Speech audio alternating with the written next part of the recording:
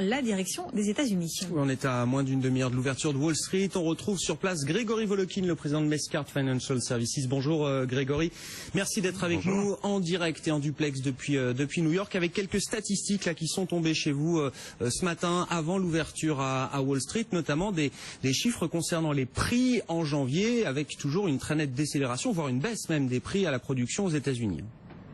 Oui, alors la première chose qu'on peut dire, c'est qu'il y a une baisse des prix à la production qui est principalement explicable par la baisse du prix de l'énergie, puisque sur cette période, l'énergie a baissé de pratiquement 10%. Ça nous fait une baisse des prix hors nourriture et énergie de 0,1% sur le mois. C'est rien de dramatique, parce qu'en fait, ce qu'on se dit maintenant, c'est que la Réserve fédérale, ce qu'elle regarde surtout, c'est le marché du travail, puisqu'elle dit que en fait, les chiffres d'inflation, que ce soit au niveau du prix à la production ou à la consommation, sont des chiffres entre guillemets transitoires. Donc rien ne va changer à cause de la lecture de ces chiffres d'aujourd'hui.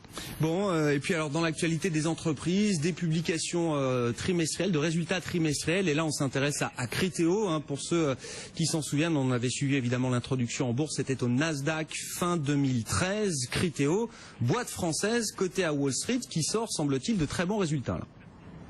Alors très bon, je dirais même des résultats absolument fantastiques, parce que pour cette compagnie, montrer une croissance des ventes de 69%, une croissance des profits de 500%, une croissance par exemple par région de 120% au niveau des ventes aux États-Unis, une croissance des ventes de 50% en Asie, tout ça c'est vraiment la validation du modèle de Criteo, et il faut vraiment saluer là une compagnie française qui vraiment avait promis beaucoup et est en train de délivrer même plus que ce qu'elle avait promis sous le management de Rudel. Donc ce qu'on peut voir aujourd'hui, c'est que Criteo va ouvrir en hausse de pratiquement 10% ici aux États-Unis.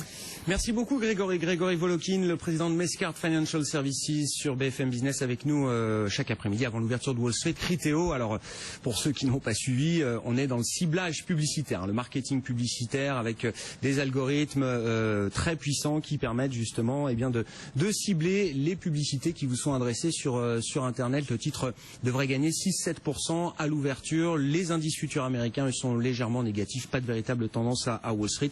On était sur un nouveau record en clôture hier pour le S&P 500 à 2100 points. Aurélie, on poursuit ce journal. Retour en Europe avec là aussi des publications d'entreprises et notamment dans le secteur automobile. Et PSA Peugeot Citroën qui conforte le marché, conforte ceux en tout cas qui jouent le titre depuis un petit moment. Le titre